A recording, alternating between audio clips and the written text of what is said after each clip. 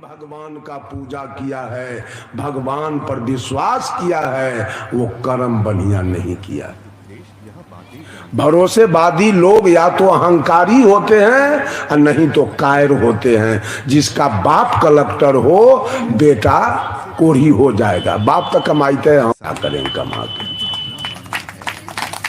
जो भगवान पर भरोसा करने वाले हैं वो निकम्मा होते हैं और नहीं तो अहंकारी होते हैं। बापे दरोगा है, किसी का इज्जत लूट लेंगे, क्या बिगाड़ेगा हमारा? FIR तो होबे न करेगा। दादा हमारा इंस्पेक्टर है, SP है, DSP है, कौन क्या बिगाड़ेगा?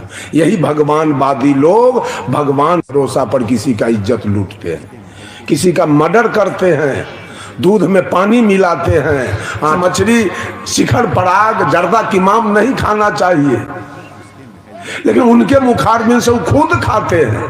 आपको कैसे कहेंगे नहीं खाना चाहिए? बंधुओं, एक थे पादरी जी।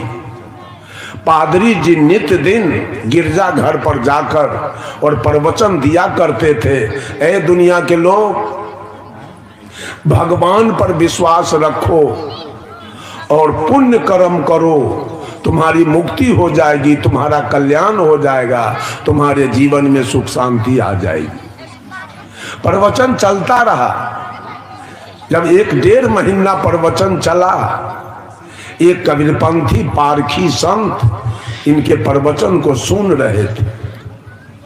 1-1.5 महीना के बाद वो संत जी आते हैं और पादरी जी से पूछते हैं, पादरी जी 1-1.5 महीना से मैं आपका प्रवचन सुन रहा हूँ, 2 बातों पर आप अधिक बल देते हैं। भगवान पर विश्वास करो, भगवान का पूजा करो और पुण्य कर्म करो, तुम्हारी मुक्ति हो जाएगी, तुम्हारा कल्याण हो जाएगा। यही 2 बात आज आपसे मैं पूछने के लिए आया हूँ। कहा बोलिए। तो कहे संत जी कि जो भगवान पर विश्वास करे, रात दिन भगवान का पूजा करे और कर्म बढ़िया न करे, उसकी क्या गति होगी? और जो भगवान पर विश्वास न रखे, भगवान का पूजा न करे और केवल कर्म अपना बढ़िया करे, उसकी क्या गति होगी? पादरी जी मुंह बा दिया, इसका अर्थ हम नहीं जानते। कहा आप ही बोलते हो, आपने बोले हुए बात का जवाब नहीं जानते हो, तब तुम्हारा प्रवचन नहीं होगा, बंद रखो प्रवचन। दुनिया को बेवकूफ समझते हो क्या? दूसरे को समझाते हो, आपने कहते हो हम जानबे न करते। पादरी को तो बड़ा दुख हुआ, कल से तो मेरा प्रवचन ही नहीं होने देगा। कहा ये काम करो साधु जी, 2 दिन का छुट्टी हमको दो, अब बूझ समझ के हम जवाब देंगे। कहा 2 दिन नहीं, 5 दिन का मैं छुट्टी आपको दिया, जाओ। पादरी जी अपने घर गए और नित्य दिन भोजन करके शाम में बिछावन पर जाते थे और चिंतन शुरू करते थे जवाब के लिए। जवाब तो कुछ आया नहीं और 11-12 बज गया रात, निद्रा आ गई और पादरी जी सो गए। ऐसा करते 4 रात का समय बीत गया, कोई जवाब नहीं आया। आज अंतिम 5वां रात है। पादरी जी आज गहरी चिंतन में है कि कल वो साधु जवाब मांगेगा, जवाब कुछ आया नहीं, कल मैं क्या करूंगा। आज गहरी चिंतन में है। चिंतन करते करते 2-2:30 बज गया रात, फिर भी कोई जवाब नहीं आया। निद्रा आई और पादरी जी सो गए। उसके बाद अर्ध निद्रा में पादरी जी सपना देखने लगे। सपना में पादरी जी की मृत्यु हो गई, पादरी जी मर गए। अब मर गए तो जमराज आया। दृष्टांत है, दृष्टांत थोड़ा हेर फेर भी होता है। पादरी जी मर गए तो जमराज आया। जमराज कहा पादरी जी अब आपका समय पूरा हो गया, चलने के लिए तैयार हो जाइए। तो पादरी जी पूछे हमको कहाँ ले चलिएगा? जमराज कहा आपको मैं स्वर्ग ले चलूंगा। जी के मन में खुशहाली आई, खैर जाना भी है तो स्वर्ग जाना है। कहा एक काम कीजिए, 5 मिनट में आप आइए, तब तक हम तैयार हो जाते हैं। 5 मिनट के बाद जमराज आ गया। कहा पादरी जी तैयार हैं? कहा तैयार तो हैं, लेकिन एक बात आपसे और जानना है। कहा जल्दी बोलिए। कहा स्वर्ग की विशेषता हमको कुछ बता दीजिए। कहा सुन लीजिए, स्वर्ग में कभी सूर्यास्त नहीं होता है, हमेशा दिन, हमेशा प्रकाश। स्वर्ग के लोग मरुआ, जनेरा, मकई या गेहूं के रोटी नहीं खाते। स्वर्ग के लोग पेड़ा, रसगुल्ला, काजू, किशमिश, बादाम खाते। स्वर्ग में झोपड़ी, मरैया, एस्बेस्टस, टीन के चदरा वाला, खपड़ा वाला घर किसी का नहीं है। सबका है 10-20 महल के एयर कंडीशन मकान। स्वर्ग में लोग खटिया, चौकिया, चटैया, बोरा पर नहीं सोते, वो पलंग, तोशक, तकिया लगा के। स्वर्ग में कहीं सेवरी, मीरा, अनसुईया का भजन होता है, तो स्वर्ग में कहीं बुद्ध, महावीर, सदगुरु, कबीर का प्रवचन होता है। स्वर्ग में कहीं सुंदर फूल के बगीचे मिलेंगे, स्वर्ग में कहीं सुंदर लाल पीले फल के बगीचा मिलेंगे। पादरी जी का मन तो खुशहाली से भर गया। कहा चलिए। चल दिए पादरी जी और जमराज। अब जब स्वर्ग के निकट पहुंचते हैं तो रात अंधेरी है, चारों तरफ झोपड़ी, मरैया का घर है, और सारे लोग जनेरा, मरुआ के रोटी लेके झक मार रहे। कहीं ना सेवरी, मीरा का भजन है, न का बुद्ध, महावीर, सदगुरु का, कबीर का कहीं प्रवचन भी नहीं। पादरी कहा जमराज से, कितना झूठ बोलते हो आप। जिसको कहा था स्वर्ग है, ये तो नरक से बदतर है स्वर्ग।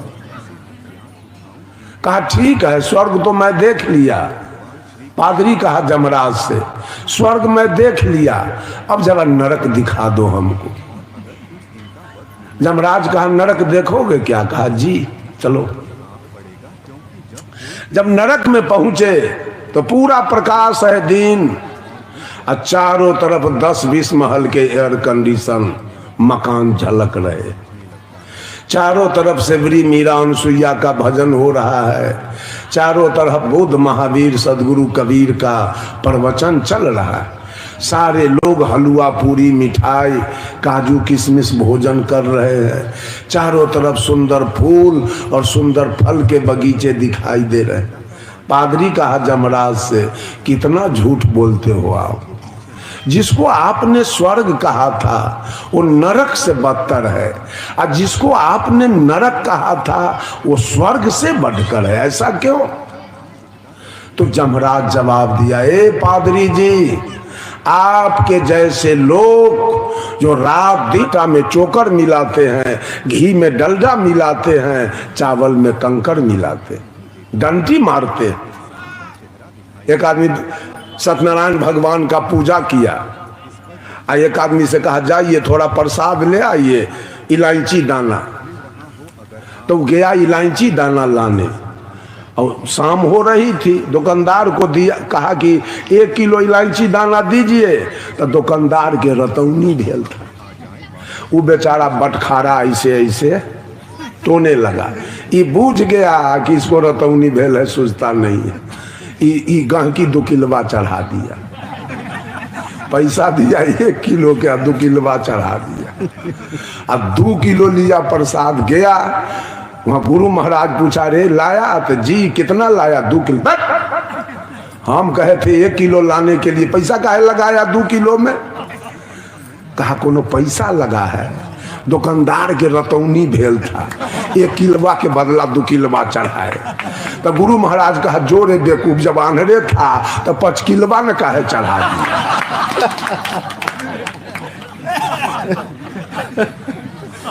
बंधुओं, जो ईश्वरवादी होते हैं उनका कर्म कभी ठीक नहीं होगा। जो भगवान के पूजा करने वाले हैं, कर्म कैसे? वो तो भोला बाबा के जल चढ़ा के आते हैं, घरे मांस भात खाते हैं, कर्म कैसे ठीक होगा? जो ईश्वरवादी है उनका कर्म कभी ठीक 1, 2, 3 हो ही नहीं सकता है कभी भी। वो गाली पढ़ेंगे, वो चोरी करेंगे, वो दलाली खाएंगे, वो घूस खाएंगे और बैनाथ धाम जाएंगे, और सारा पाप भोला बाबा के टीकी पर चढ़ा देंगे। लीजिए आप अपना। कहा जमराज, कहा पादरी जी से, पादरी जी आपके जैसे लोग ईश्वरवादी, भगवान का पूजा करने वाला, जो कर्म बढ़िया नहीं किया है वे सारे लोग आकर और इस नरक, इस स्वर्ग को नरक बना दिए। भगवानवादी लोग, भगवान के पूजा करने वाले लोग आकर के इस स्वर्ग को नरक बनाया है। और बुद्ध के जैसे लोग, कबीर के जैसे लोग, सुकरात के जैसे लोग, लाओत्जे के जैसे लोग, रजनीश के जैसे लोग जो अपने कर्म का भरोसा किया, वो भगवान का भरोसा छोड़ दिया है, अपना कर्म बढ़िया किया है, वे सारे लोग आकर इस नरक को स्वर्ग बनाया। राम बुलावा भेजिया, दिया कबीरा रोए, और जो सुख साधु संग में सो बैकुंठ न होए। जिस दिन मनुष्य का केवल कर्म ठीक हो जाए, स्वर्ग जाने की आवश्यकता नहीं है, स्वर्ग उतर के आपके निकट आ जाए। ये सारे भगवानवादी लोग, भाग्यवादी लोग और भगवानवादी लोग बैठे हैं, इनका सारा काम चलता है भगवान के ऊपर। भगवान जो करेगा वही होगा। बंधुओं, कर्म करना जरूरी है, लेकिन पेट के चलते। कर्म कीजिएगा तो पेट भोजन मिलेगा, बढ़िया कपड़ा मिलेगा, घर मिलेगा, बेटा बेटी का पढ़ाई होगा, बेटा बेटी का विवाह शादी होगा, अच्छे घर में घर बन जाएगा। लेकिन ये चाहिएगा कि मुक्ति हमको कर्म से मिल जाए। एक आदमी से हम पूछ दिए, ट्रेन में वो बोल रहा था, बोलो बम, बोलो बम। हम गए, एगो बम तो डकैत रखता है, तोहरी कौन बम है? हमको भय लगता है बम से। आखिर दुनिया में हर शब्द का अर्थ होता है, तोरा बम शब्द का क्या अर्थ है जी? वो मुंह बाधिया का हम नहीं जानते हैं। हम क्या हम जानते हैं? हमसे पूछिए। कहा आप बोलिए। हम कहा कि बम शब्द अशुद्ध है, शुद्ध है बाम।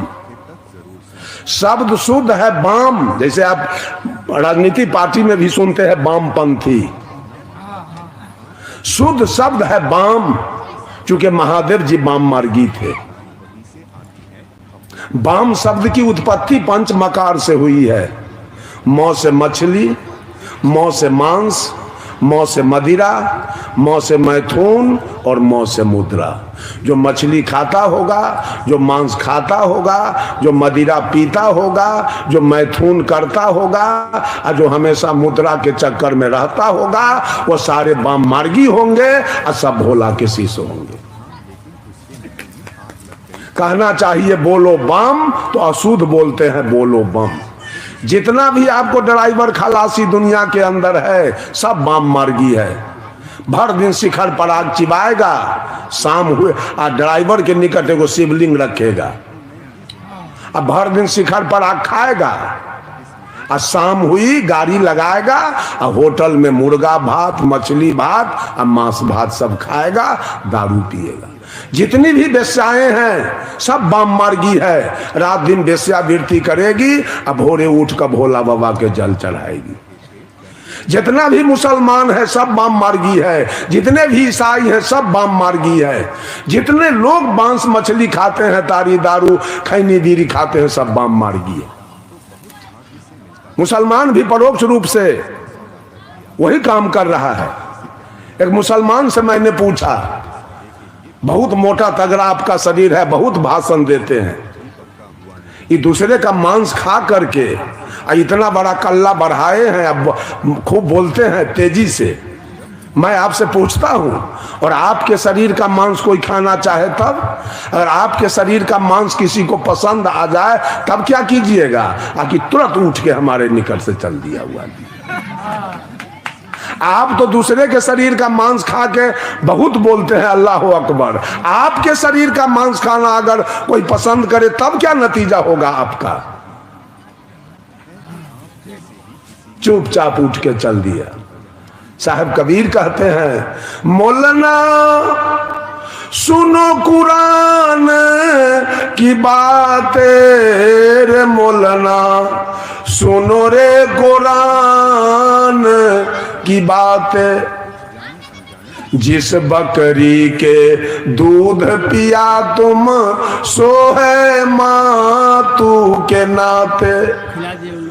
उस बकरी को गला कटावे, अपने हाथ छुराते रे मोलना, सुनो रे कुरान की बातें। कर्म तो कियो कसाई के बंदे, पाक कियो कलमाते।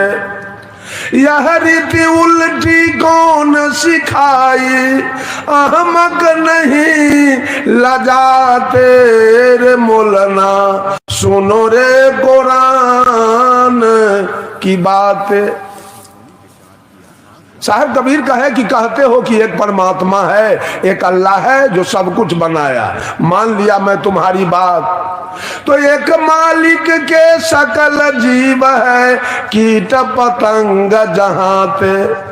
दूजा कहो कहां से आया, जिस पर आप गुस्साते रे मोलना, सुनो रे कुरान की बात है।